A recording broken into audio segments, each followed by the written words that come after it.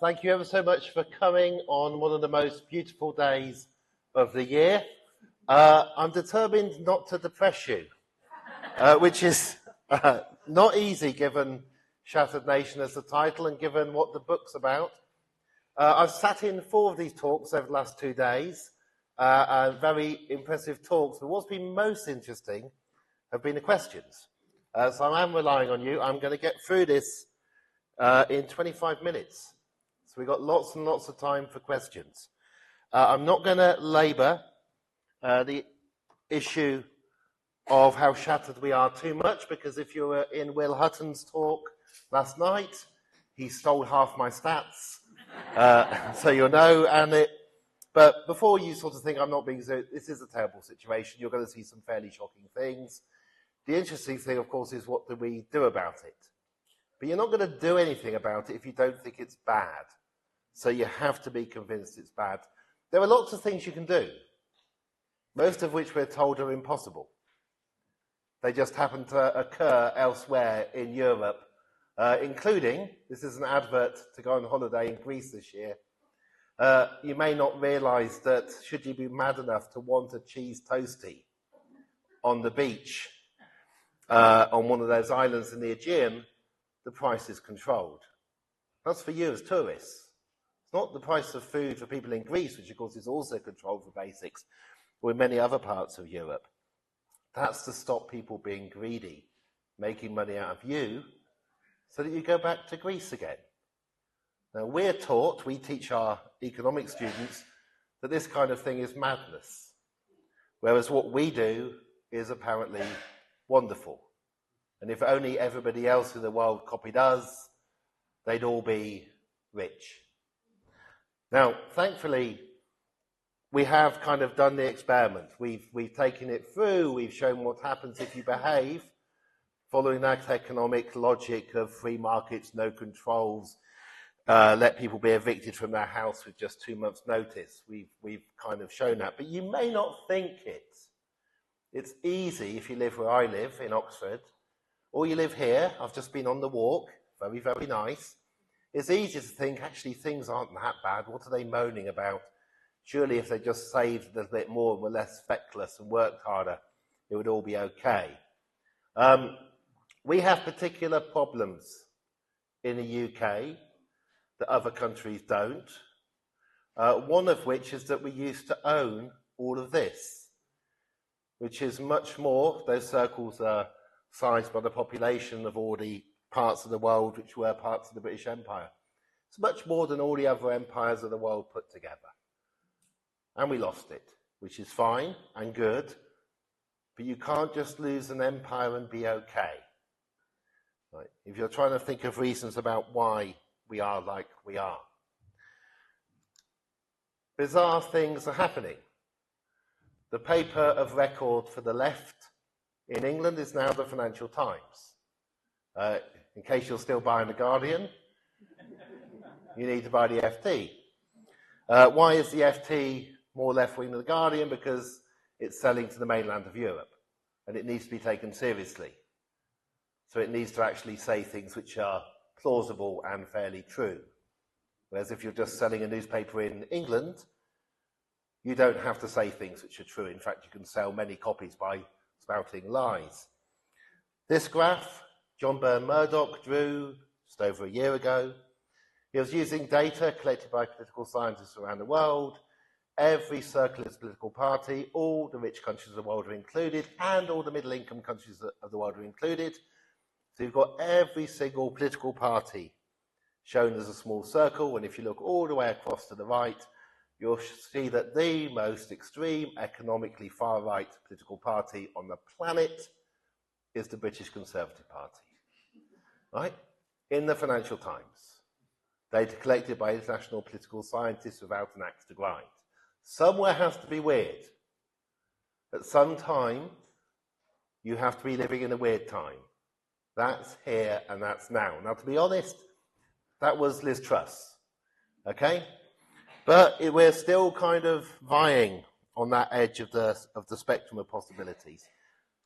These slides are for when I do this talk to school children, where I am more polite and less obvious, but I won't go through them in detail. But there's a lot about sharing. This is a picture of me and my children 10 years ago by a river on South Island, New Zealand, where the British had built a bridge across the river.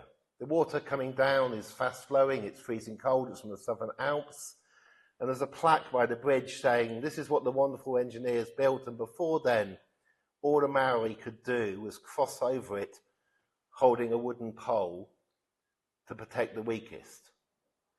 Now, they weren't holding a wooden pole to protect the weakest. If you didn't hold a pole while you're crossing that river with the water coming up this high, any of you would be swept off your feet and could well die. But we've found it very hard to get in our heads that you do things better collectively. We have an I, a great hero, an exceptional kind of way of thinking, which worked very well for invading what are now 190 of the countries of the UN, for controlling the passes of mountains with only 6 men, for ruling what became Nigeria with a tiny number of people schooled in the art of geography. If you ever wondered why you did geography at school, rivers, mountains, resources, peoples, right? It's the study of learning how to be a colonial officer. Right? That's why it isn't taught in other countries, except for Hong Kong, Singapore, Australia, New Zealand, a bit in the USA. It's a minor subject in other countries. It's changing now, of course. We no longer teach people to be colonial officers because there's not much point. There aren't many colonies left. The main subjects of geography at university now are climate change and global inequality and poverty. Right? So we're still going. I produced 2 mini graphs, but there are none in the book. So if you don't like graphs, none of these are in the book. There are 150 on the website of the book that anybody can look at, because I probably won't convince those of you who don't agree with me about political views. Political views are a bit like religion. It's very hard to give up your religion. But there's lots and lots of data out there. And the data is fascinating. This little spiral, there's a book, it's only got 3 copies. There's a book I did called Slow Down, which is full of spiral graphs. Spiral graphs are called phase diagrams in physics, are ways of looking at change over time. On that graph, on the vertical axis, you've got how well is the Conservative Party doing versus Labour. At the top is where Johnson won his great big majority in 2019. Along the side, the horizontal axis is how fast is it moving. And it spiraled round. This is just in the year to 2019. Labour were ahead in May 2019. Right? Strange things have happened in our recent past. You often forget that the Labour Party were 10 points ahead in May 2019. What went wrong between May 2019 and December 2019 to result in such an enormous landslide? Why did it go wrong? Why did people, you've got to be quick with these graphs, I'm afraid, why did people vote as they did in what numbers and not vote? 2 million people didn't vote who'd voted in 2017. My favourite story of this is one of the porters at Oxford, when I said, how are you voting? And he said, oh, I'm not voting Labour because of that Corbyn. I'm never going to vote for a Labour Party led by Corbyn. I said, how did you vote in 2017? He went, oh, I voted Labour.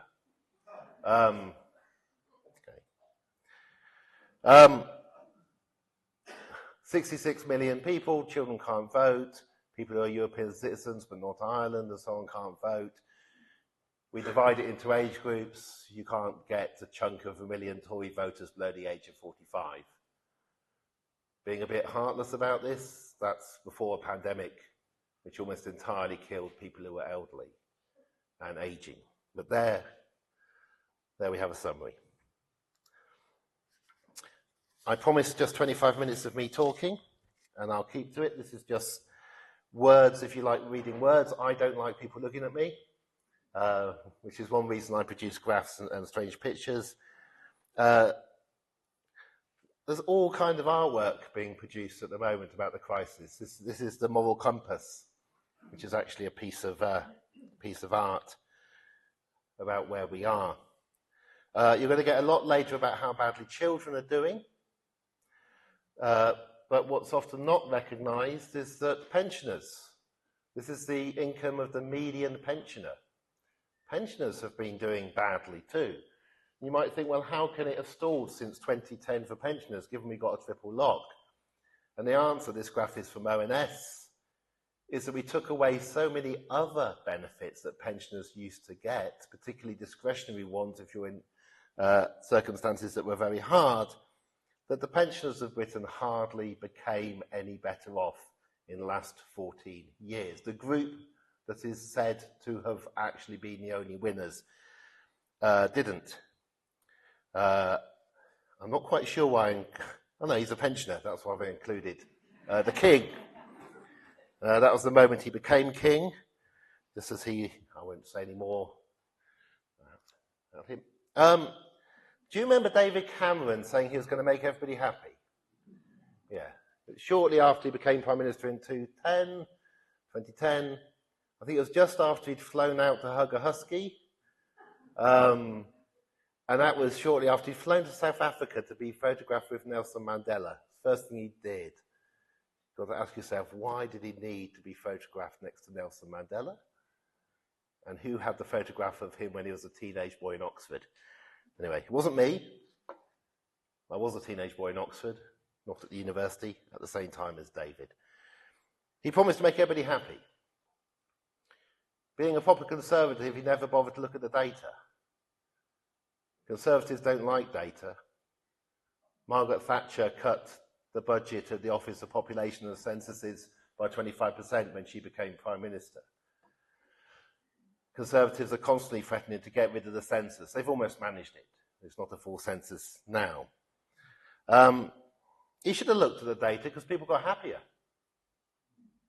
These are the measures from the components of the index that ONS dutifully produced on what proportion of people say that things are worthwhile in life, how many say they're satisfied with their life on a scale from 1 to 10, how many on the 1 to 10 scale say how happy they are, that kind of thing. You might think these questions are a bit anodyne, but if you ask them the same way to the same group of people, they produce a pattern that's interesting. And it went up and up and up gradually. It kind of goes down seasonally and up seasonally. That's why you get the sawtooth pattern.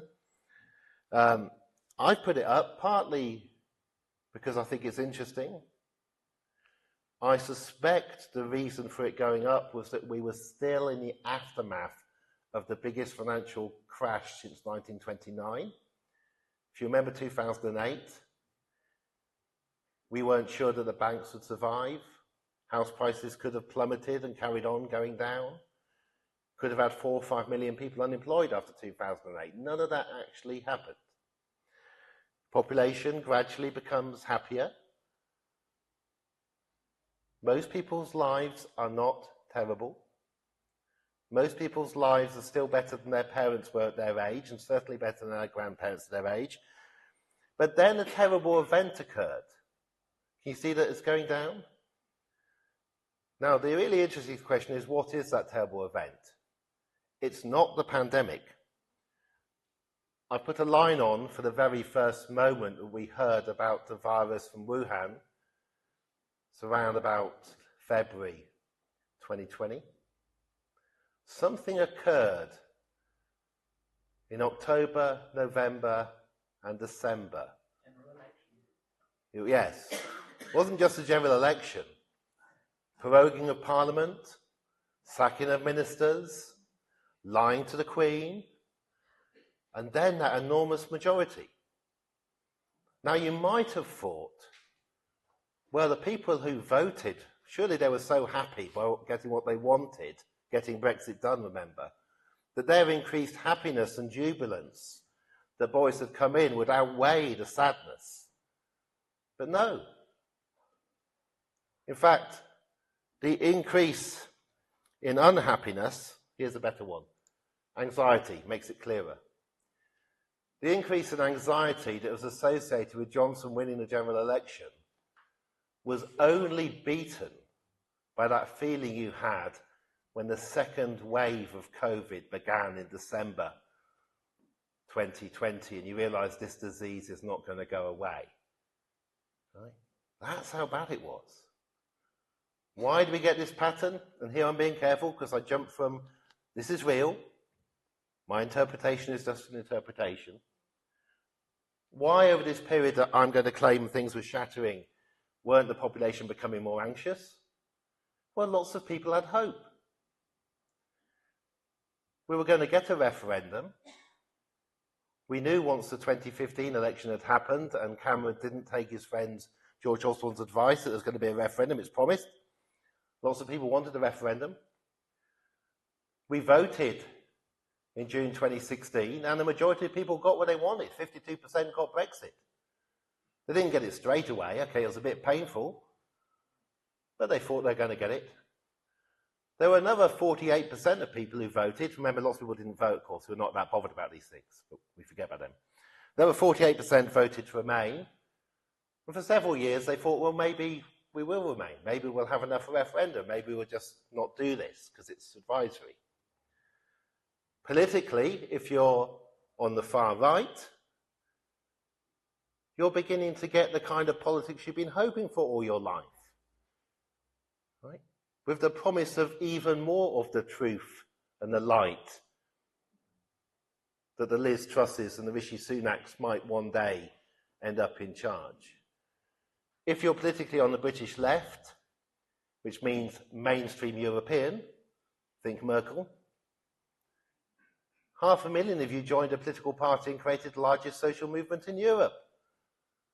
And you had the biggest swing in the election of 2017 ever recorded in modern time per year.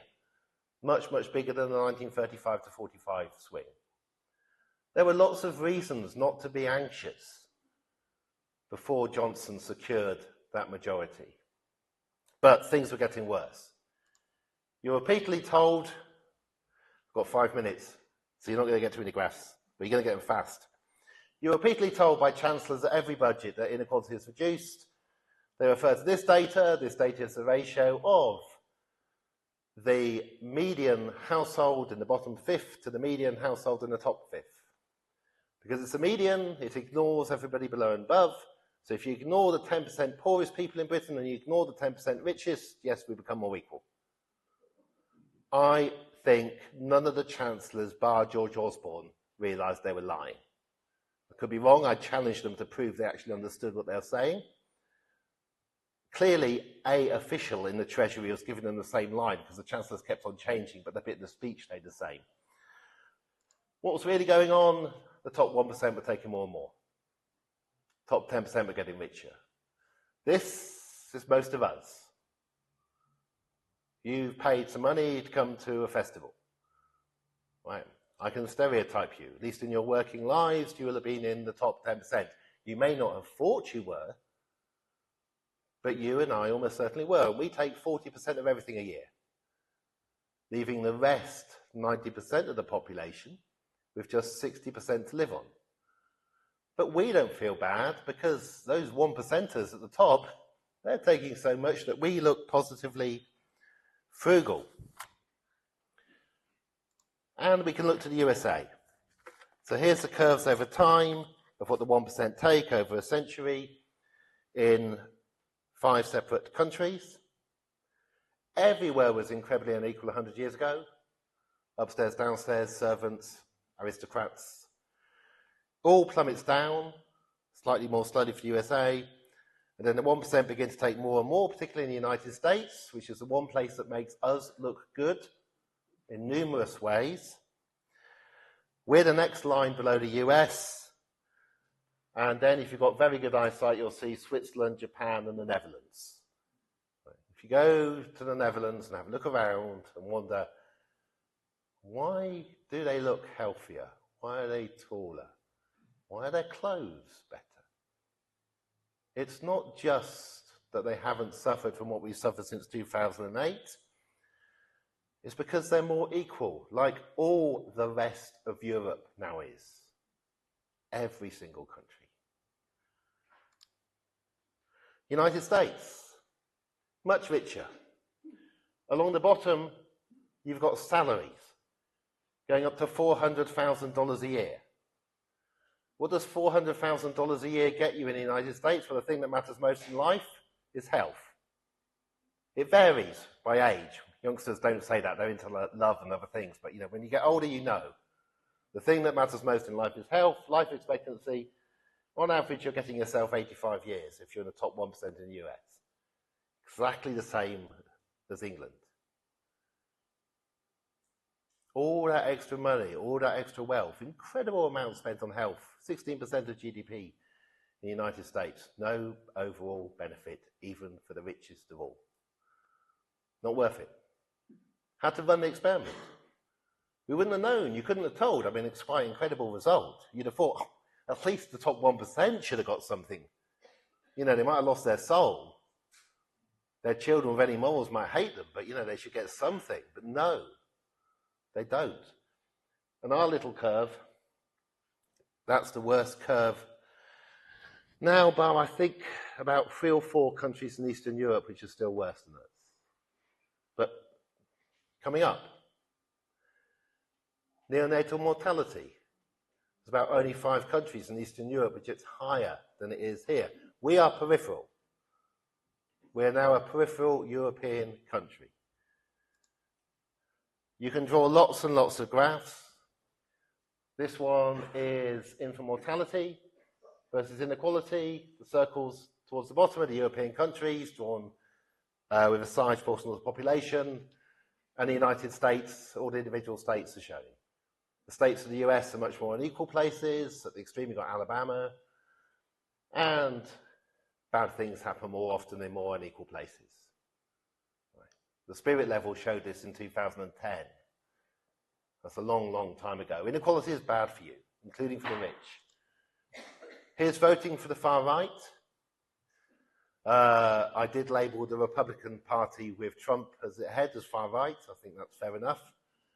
But again, you've got a kind of correlation that the ones that misbehave are Germany. For some reason, Germany doesn't vote for the far right as much as it ought to, historic, and France used to a bit more. So you get lots of patterns like that. I've got 1 minute if I'm going to keep to my promise. Give me 3, but we've got loads of time for questions. And hopefully I've provoked you, and you'll ask, here's our continent. It's a stretch map. Areas proportional to people. There is Madrid, Paris, London, those lovely Nordic countries, which are very, very lovely, but very small, so we can kind of forget about them. Turkey, trying to come into the EU. Greece is Athens, right? Different kind of map. What can we use the map for? Lots of different things. Let's have a look at migration. The dark blue areas are where over 20% of people are migrants. If you thought that we voted to leave the EU because we had loads of migrants, no, we didn't. Of course, we didn't have lots of migrants. All these yellow areas have less than 5%, same as much of Eastern Europe, because why would you go there?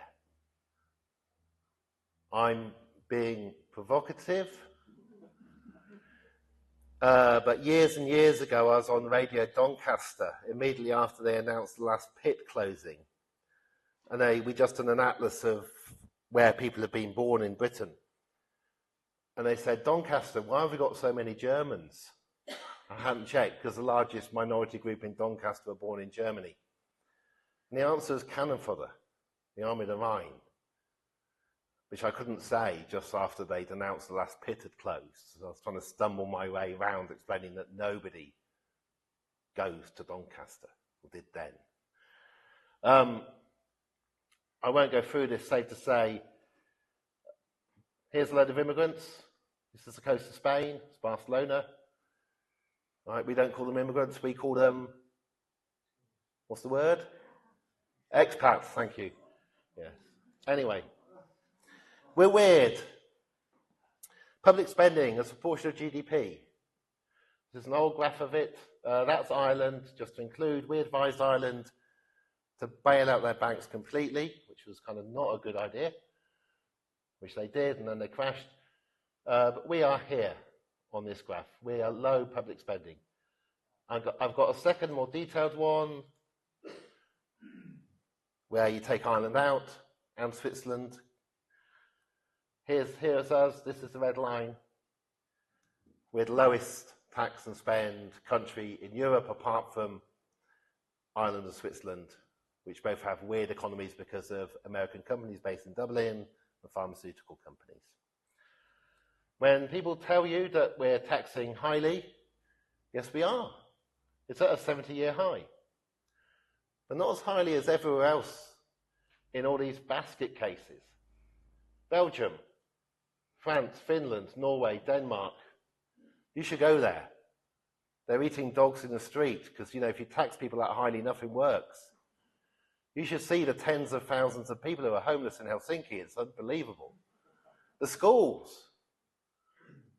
Can you believe how bad the schools are on the European mainland when they do this? I'm being facetious, but honestly, I've spent 30 years of my working life having to talk about this stuff. And there comes a point when you just get sick of it. I won't go through, this is when I'm doing schools. Who does a degree who's ever had a free school meal? The least likely is geography. So I'm a bit like casting stones and glass houses. And we have enormous amounts of data. Enormous amounts. We know what happens to people who as children claim any benefit, what kind of school they go to. This is independent schools and people claiming free school meals, what kind of university they might go to if they go to university at all, and then what income they get. We have everything counted. We're very good. We're not a nation of shopkeepers. We're a nation of bean counters. Right? We do have very good data. Right at the end, I'm going to hand these out because I want to get rid of them. So you can take one or not, but please pass them on and pass them towards the back of the room. And they're an advert for the next book, because this book, Shattered Nation, is depressing. The next book's called 7 Children, and it's different. Because it's trying to explain something, the same kind of thing, but in a different way. Supposing you were to try to identify 7 typical children in the UK, who would they be and what would their lives be like? This is their household incomes. There were 14 million children in 2018. We divided them into several groups of 2 million. So there's 2 million by household income. Take the one in the middle, that's how much they've got. These are the most unequal children in Europe. They live parallel lives. They will not mix with each other very much. They'll go to different schools in different areas. Some of them, to be honest, actually slightly to the right of child number 7, their parents pay for them not to mix with other children. Remarkable. Doesn't happen elsewhere on the continent, hardly at all. And did you know, on the mainland, apart from Malta and Ireland, Ireland's almost the mainland now, on the mainland, they don't wear school uniform, and children behave. Anyway, it's a magical place, this mainland Europe. Good news, things you can do. If I had more time, I would get you to guess which country in Europe has had the most progressive social policy for children in the last 3 or 4 years. And I've done this now a dozen times, and the guesses kind of go, Norway, Denmark, Germany, and so on. The answer, because I've got no time, is Scotland. Scotland has enacted what may be the biggest redistribution of money towards the poorest children seen anywhere in Europe since 1989. You don't get told what goes to happen in Scotland. You'll know all about a camper van, where there isn't a receipt for that camper van. It's a terrible camper van. It's a bigger issue than 15 billion of PPP kind of corruption. But you're not told that as the cost of living crisis began to get worse, Nicola Sturgeon convened the COBRA Crisis Committee again, weekly, as they did in COVID, to work out what to do because the cost of living crisis can kill more people than COVID. And she introduced a special Scottish child payment First of all, £10 a week for every child under 6 in a family receiving any kinds of benefit untapered, so you don't lose it if you get it. And then increased over a year ago to £25 every week for every child under 16. If you've got 3 children under 16 and you're in receipt of any benefit, which is 2 out of 7 children in Scotland, you will be getting an extra £4,000 a year, which means that no child in Scotland need go cold or hungry at all. We are not told about this. We're not told that you can't evict people in Scotland now in the way that you could before. We're not told of all of these kind of things. Oh, the graph, by the way, these are all the wage crises that there have been, and the current one is the largest wage crisis. Wages are still not back to 2008 levels. The last time this happened was 1798 to 1822. That was one that Will Hutton took. Anyway. Not that I'm bitter. I'll share with Will anytime. Inequality. Bulgaria, their figures are now out of date, could occasionally beat us. Bulgaria also has gone for the same number of heads of state who were prime ministers, but at least they had an election for each one. Right? We didn't. If you want kind of measures of failure.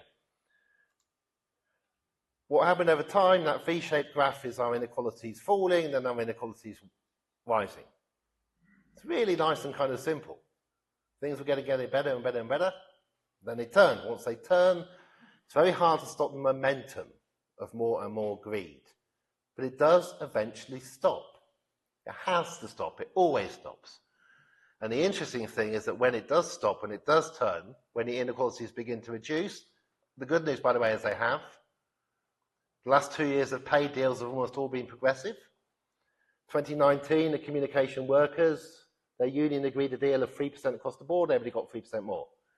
If you're high paid, normally my age, normally male, telephone engineer, your salary went up by 3% of what it was already, i.e. more than anybody else's salary. The communication workers union deal now, the latest one, is progressive. It doesn't go up for those paid at the top, or hardly at all, most of those at the bottom, because otherwise people are going to starve because of inflation. Every public sector deals like this. Right? And all the private sector ones are big. And, by the way, the Murdoch newspapers. Well, I can tell you because I don't work for them, I'm just told by their journalist. I think it's above £60,000, you get no increase on your salary if you're writing that stuff in the newspapers. Because you can't carry on increasing inequality forever and not have people starving. Will mentioned this one. We have more and more data. Our children, on average, are getting shorter. We used to have to calculate really complicated things. It begins, by the way, and this matters, in 2010 for children aged 5. So if you really love Gordon Brown and you really love Tony Blair, I'm afraid something occurred between 2005 and 2010 that began our children, on average, not getting taller. Right. In other words, lots of nice sure start centres, lots of double glazing and council houses, inequality increased, nutrition got worse. The million children taken out of poverty were taken out of poverty so slightly over a line that none of their families actually noticed and they didn't get taller. It dips for Germany. I think it was early today, somebody mentioned Angela Merkel. Right? More radical, by the way, than Jeremy Corbyn as a politician over her policies. Anglia, when the girl cried, allowed 1.5 million in, mainly from Syria, included a lot of children. Children fleeing from a war zone tend to be short, slight dent on the German curve. Nothing compared to what we do to our children. The saddest is child mortality. We are of an age, on average, in this room that you'll remember Jennifer's ear. You remember that? The whole controversy about one girl getting an operation on their ear or not. January this year, 2-year-old boy starves to death next to his dad. Was eventually found. It made the headlines for 3 weeks. It's about 300 of them. We have a national child mortality database, so we actually know pretty rapidly how many extra children are dying, particularly between the ages of 1 to 4 in this country compared to before. So it is bad. I'm trying to be optimistic. This maybe is the most damning thing.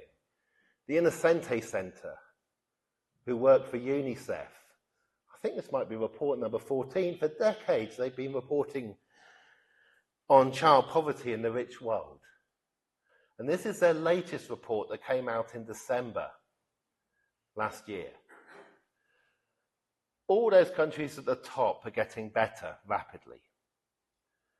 Very few countries are seeing a rise in child poverty, but one is above all others. It also happens to be one with a high rate of child poverty, unlike France, unlike Switzerland, unlike Norway, we've had tiny increases on the lowest levels of child poverty ever recorded, and it is the United Kingdom.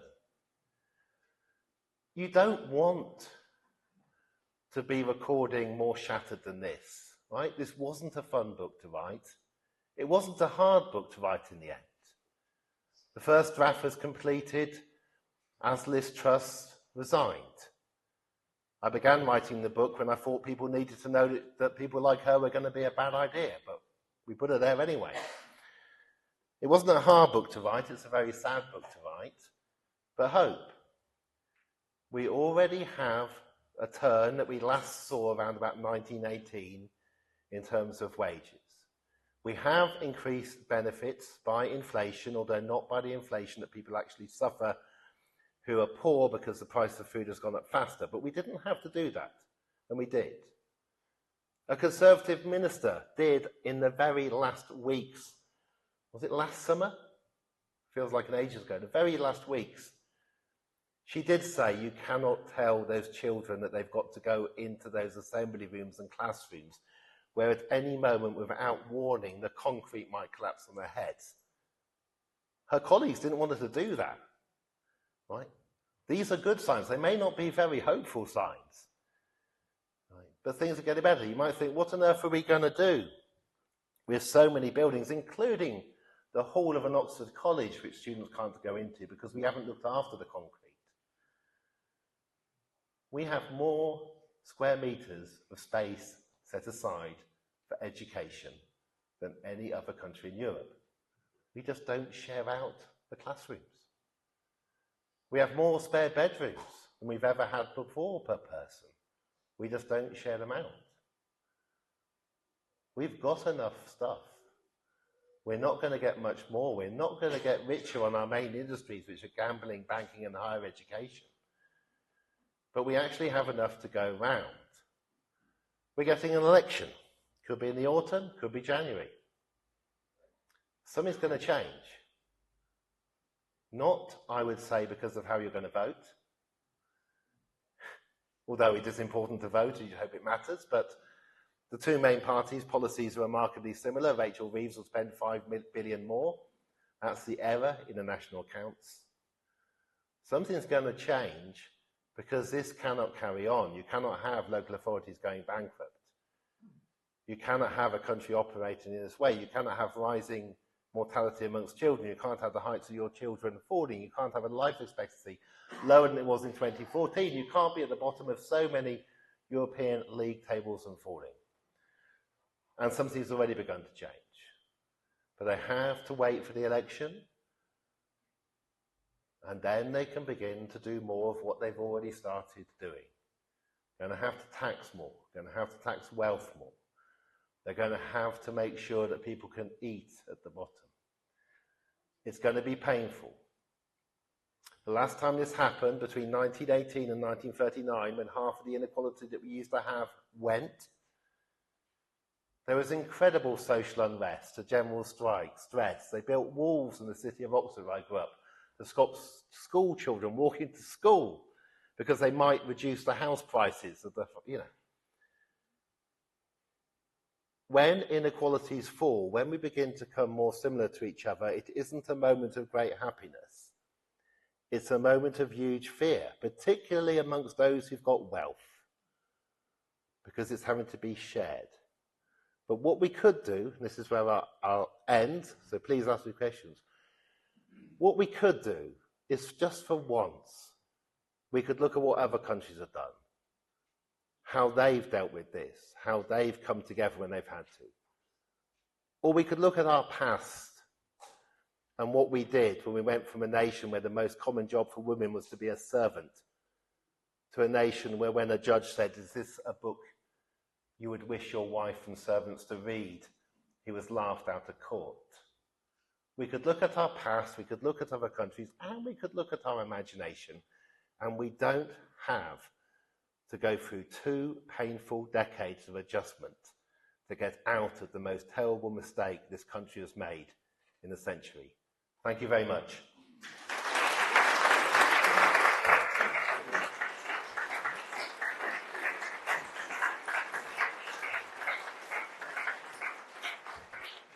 We do have time for questions, so plenty of it. So in your hands, the first one I saw is yours, sir. I'm coming to you. Apologies, that was 15 minutes over my target. Faster than Will, though. Thanks for your talk, Danny. Just on the Doncaster and Brexit, I know you used to be at the University of Sheffield, you might have something against Doncaster.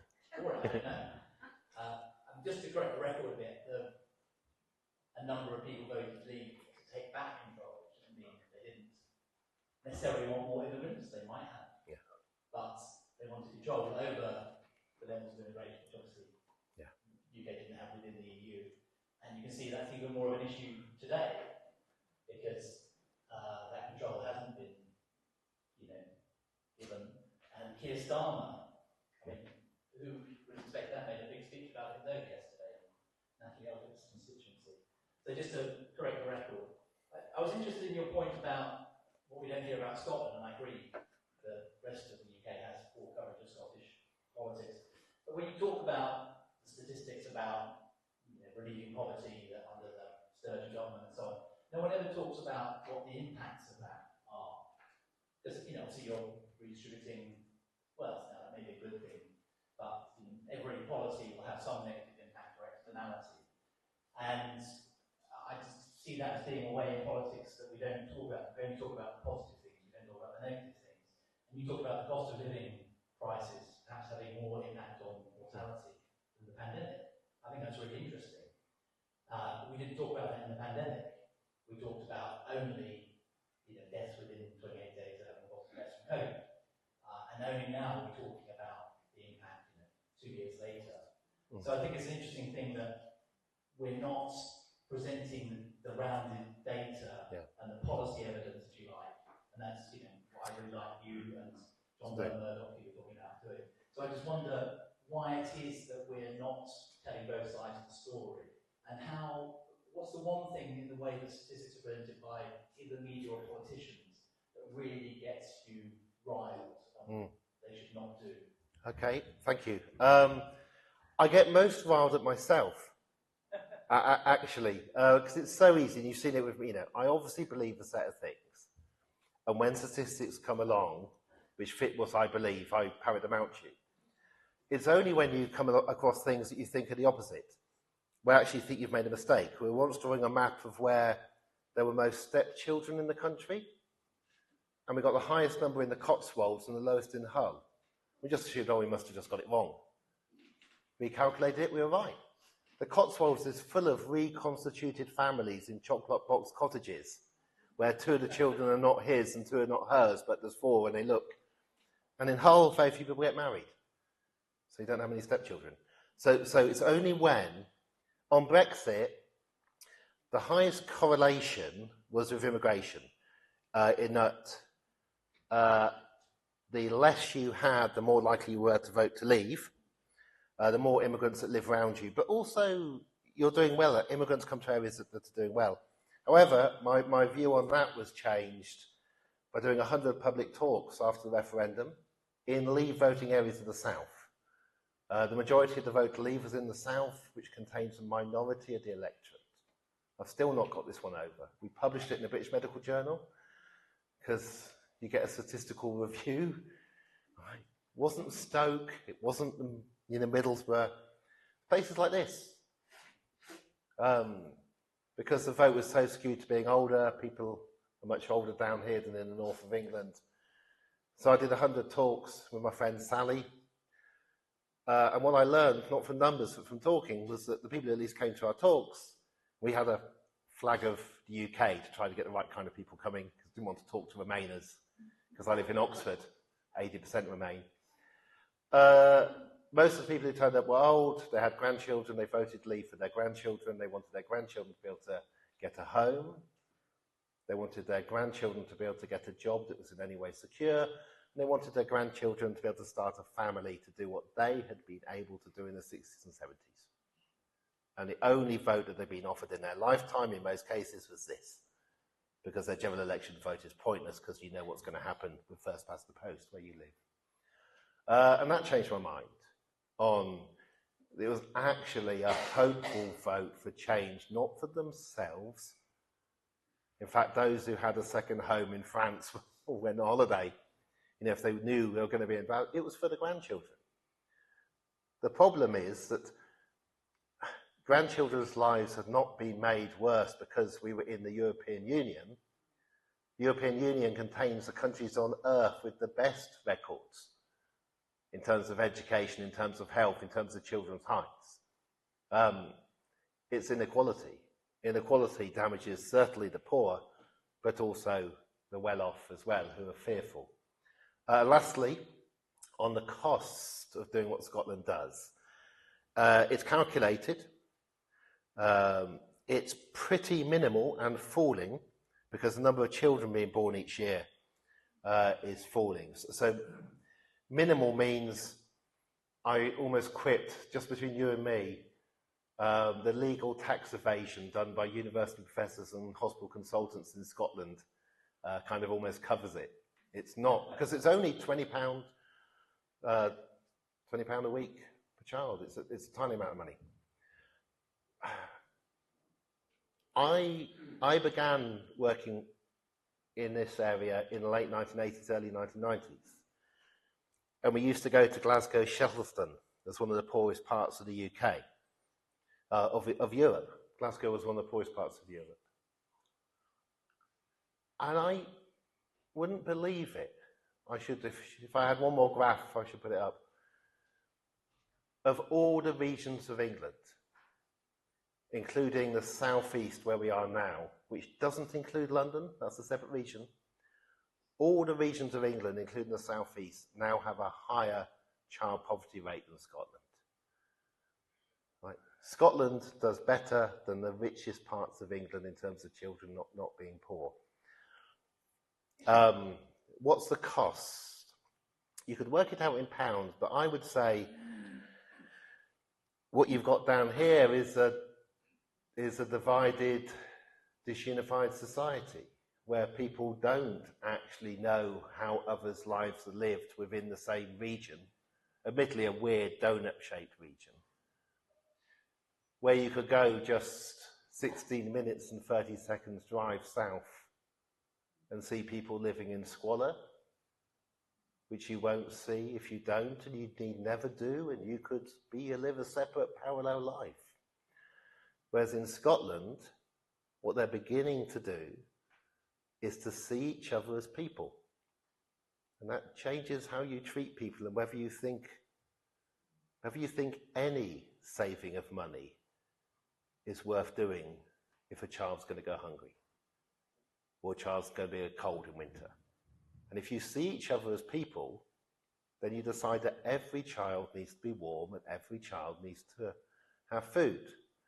The latest statistic from the Resolution Foundation, it's almost a year out of date now. 56% of children in England who've got two siblings or more, most of them have only got two, 56% of them are going seriously hungry several times a month. Not peckish, malnourished. A majority of our children with a brother and sister in England are now malnourished several times a month. This happened in the 1930s. But there's almost certainly nobody here who was not a child at that time. None of us can remember this. You'll remember when we didn't have food banks. Some of you remember when they came in. Right? As the inequality rose, we had to bring in food banks. Now we have more. Now we have more than we have McDonald's. they're escalating and escalating. And then, because of inflation, everything is costing 25% more for almost everybody, but more for the poor.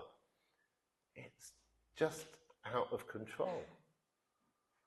But if you're in the 10%, taking 40% of everything, my group, most of your group, okay, that's one skiing holiday down, or you can go abroad at summer or Easter, but not both. Or maybe you can't redo the kitchen this year. That's what a 25% drop in living standards means for us.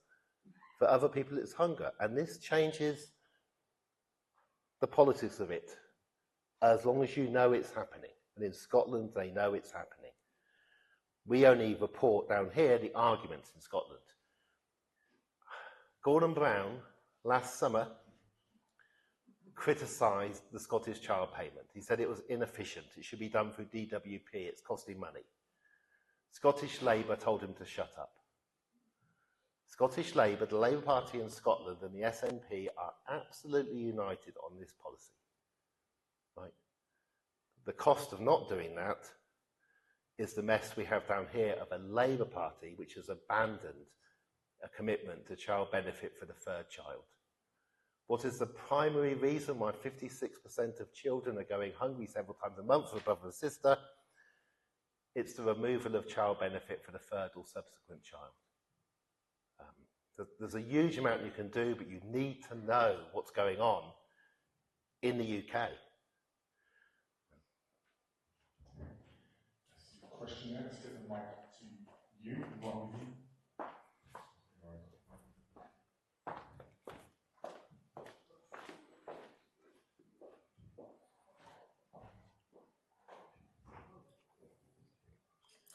Thank you very much. I've worked with children all my professional life. I know the graph that you put up at the end. It is such a shame. When I was young, we were all waiting for the court report. It came out in 1976, you remember?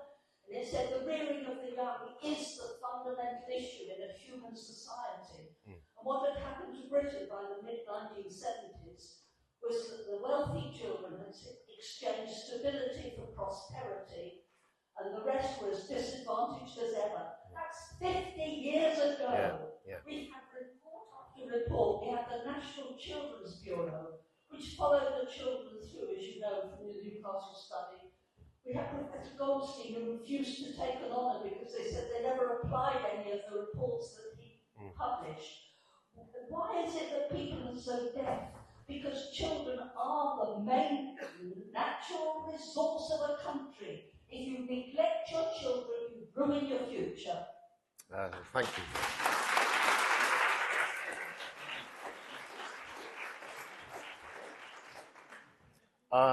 I think it was Baroness Warnock, maybe in 76, who did.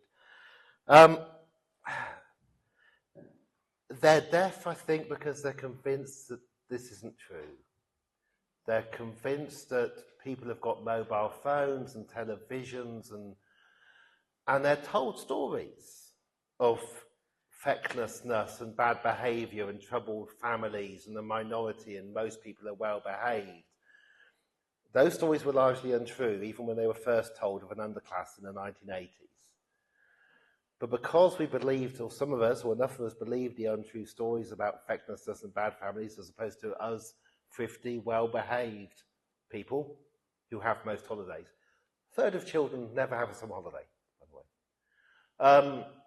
Because we believed that, or enough of us believed that, we carried on along this route, which is why it's taken to the point where you're getting majorities of children being shorter in height.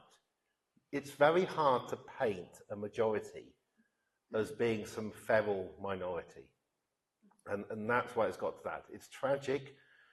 You could have asked, could we have done it earlier? But you could also ask, what happens if it gets worse? You know, you can turn and look at the United States, where the number of women, mothers who are evicted can be 1 in 13 in parts of Baltimore, and families are thrown onto the streets. You can look at the crime rates there. So it can get worse. That's important.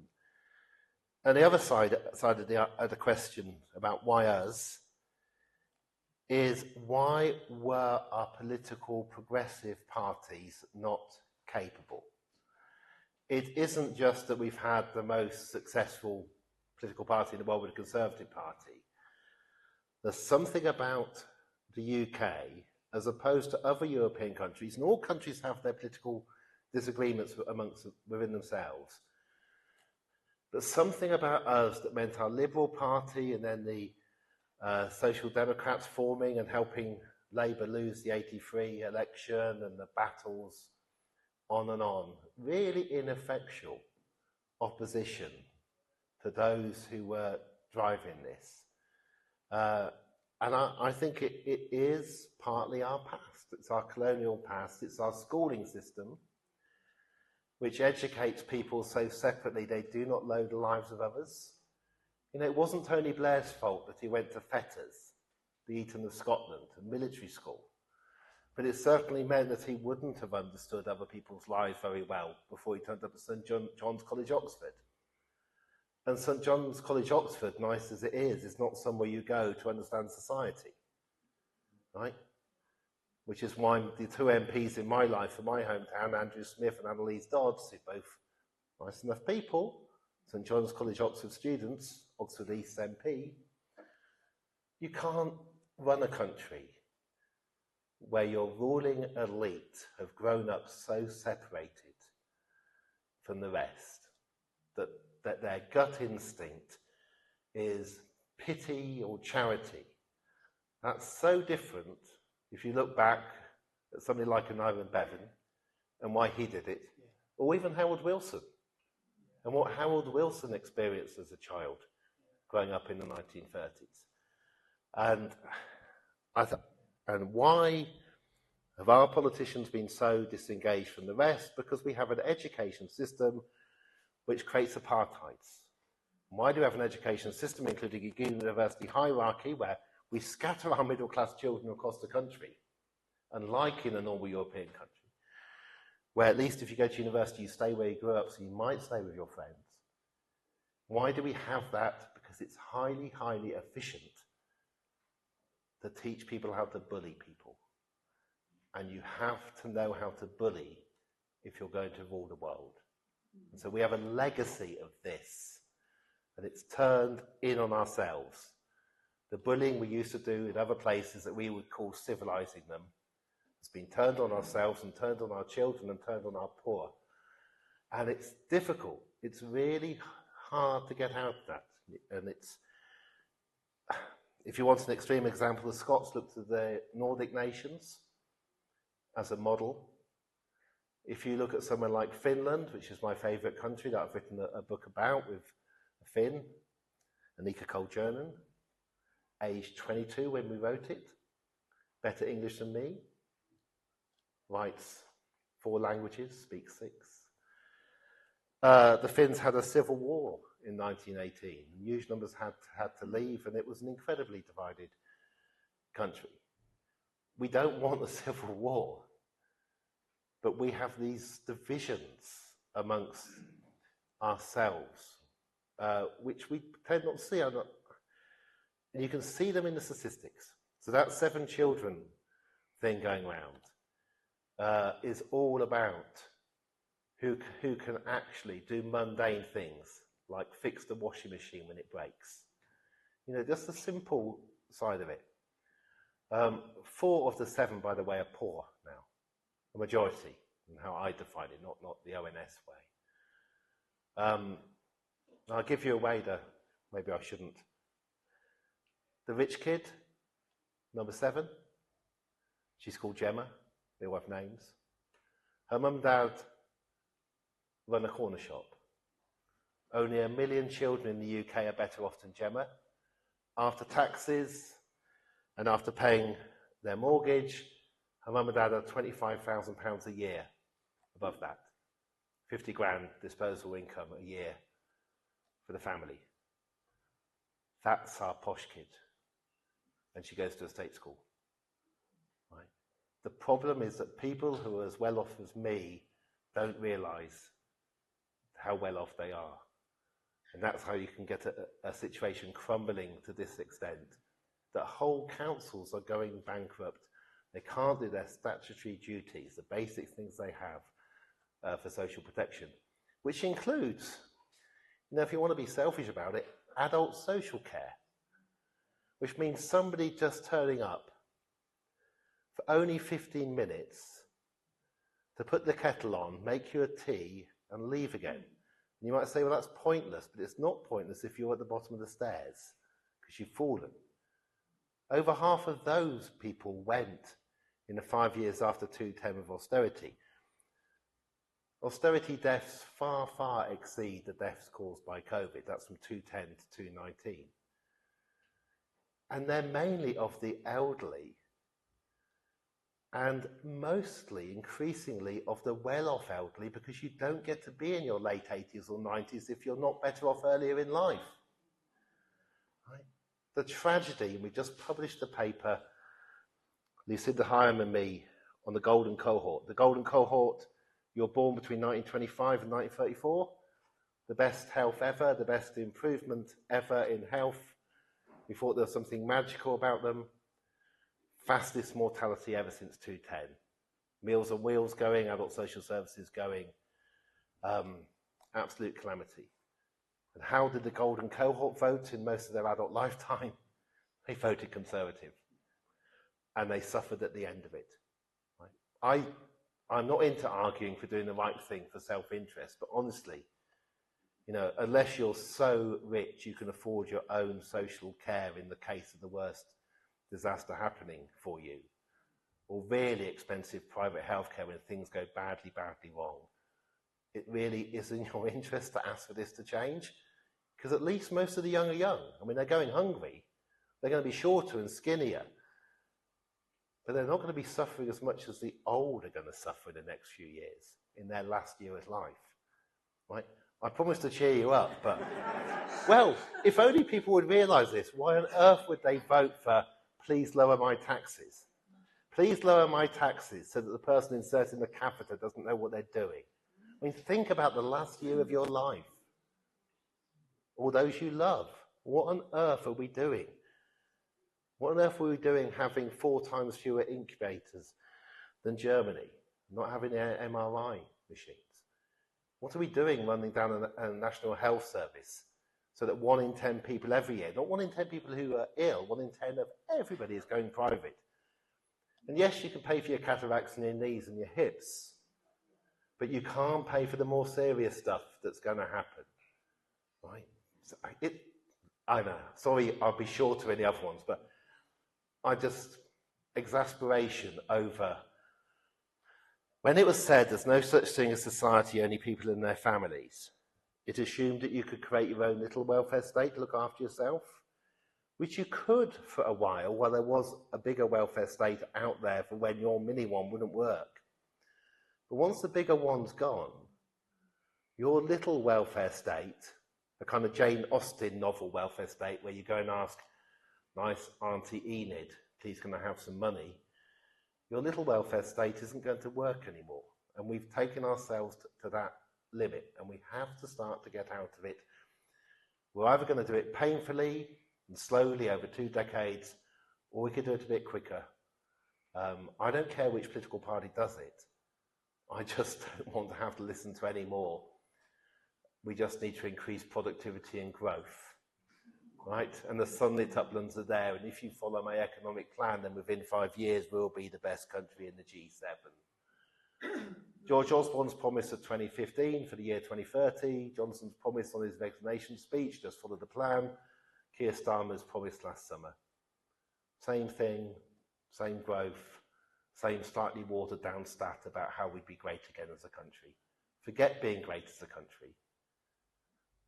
Try to be an average European country, not in the bottom 5th on all these measures, right? Just suck it up. We're not going to be Singapore on Thames. We don't have a safe banking system. We do bring in an enormous number of overseas students who bring in a lot of money for the exchequer, but they could just decide not to come 1 year. We are the world leader in the gambling industry. More money for gambling flows for this country than for the whole of the United States. It's not anything to be proud of, and it's not safe. We no longer make our own steel. No other country in the G7 no longer makes its own steel. There are worries about the supply of food and when we'll get it. It's serious. But it would help to address it faster, and I really don't care which of the politicians that we're being offered does it. I just want them to get out of the fantasy of thinking that they can keep on promising us the same thing, because it's just becoming too obvious. And I don't want to have to write another book saying it's got worse.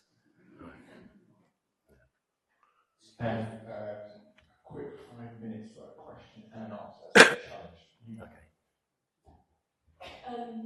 So you did a piece of very interesting research when you were at Sheffield about the different laws and educational output.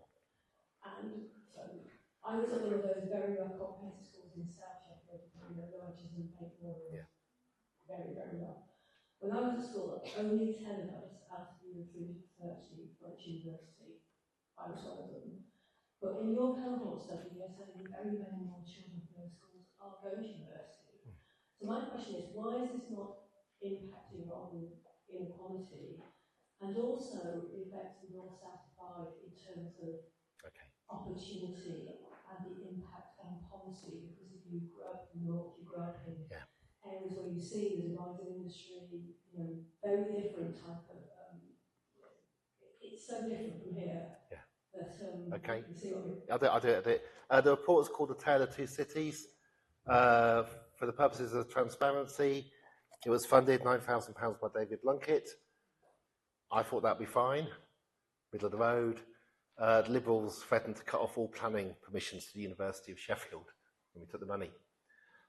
We produced maps of Sheffield showing that if you grew up in one half of the Hallam, the posh constituency, you were odds on to go to an old university just by being born there.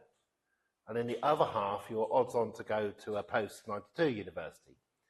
And in other constituencies, you were odds on to be unemployed and so on. Your future was determined by your postcode, not by how hard you worked.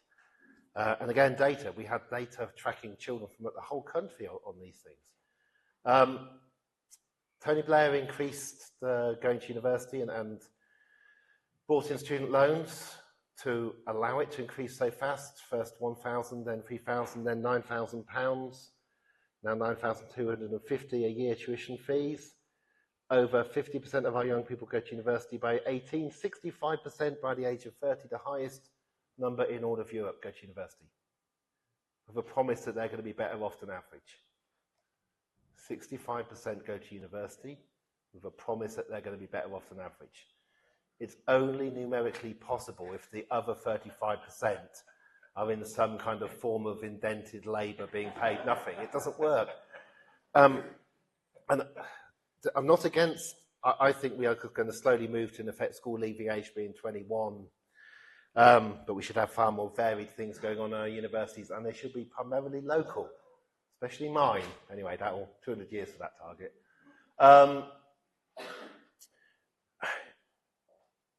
We've sold our youngsters a promise that they'll get. So my school can be verified. It was 10 of us within a year or 2 years out of 330 who went to university. I was always going to go. I was a doctor's son. So the number who went who weren't predicted was tiny. We were sorted. From the age of 18, I walked into Newcastle University. That's it, 1986. I'm going to be fine. Because we're only part of 10% nationally. A degree was just it. You could fail, but it's very, very hard to. The tragedy is watching this 65% now people under 30 blaming themselves for the situation they've got into because they've got a degree and they haven't got a high-paid job. All the ones who've dropped out and repeated and had to pay much more than 9,250 times 3 because they've done 4 or 5 years, or they haven't completed their degree but they still earn the money, and then there's the money for their accommodation. We sold them a kind of American dream. And it was idiotic. And it was Lord Adonis, it was David Willits, it was Peter Mandelson, who organised the agreement between the two education secretaries, and it was Blair not understanding the country and Brown not getting it, and just what a mess, and Joe Johnson not understanding either. But, yeah, and we were going to powerhouse our way to Singapore 2.0. You know, we made a mistake, and we're not going to get out of that mistake.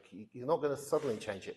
One big danger is that the minute there is an election, the day after the election, whoever's in power will take the cap off fees so that any university can charge any amount to any student. So we're like the US, £60,000 a year to go to certain universities. Why might they do this? It's rumoured, it's already in the Times Higher as being likely. They can't say a word, either party, before the election, because who's going to vote for that? Because we've got a whole series of universities on the verge of bankruptcy, which you can't say, because the minute you mention the name of a university and financial difficulties, people stop applying, and then that's it. We have a contingency fund from the Higher Education Fund of 65 million in total to cope with universities going bankrupt and merging them. It's not enough, right? But everything's teetering. The universities, the health services, the councils, everything's teetering. Inflation might come down to 3%. That still means that everything will cost in a few months' time 30% more than it did 2 years ago, and we haven't got any more money to pay for it. It's an emergency.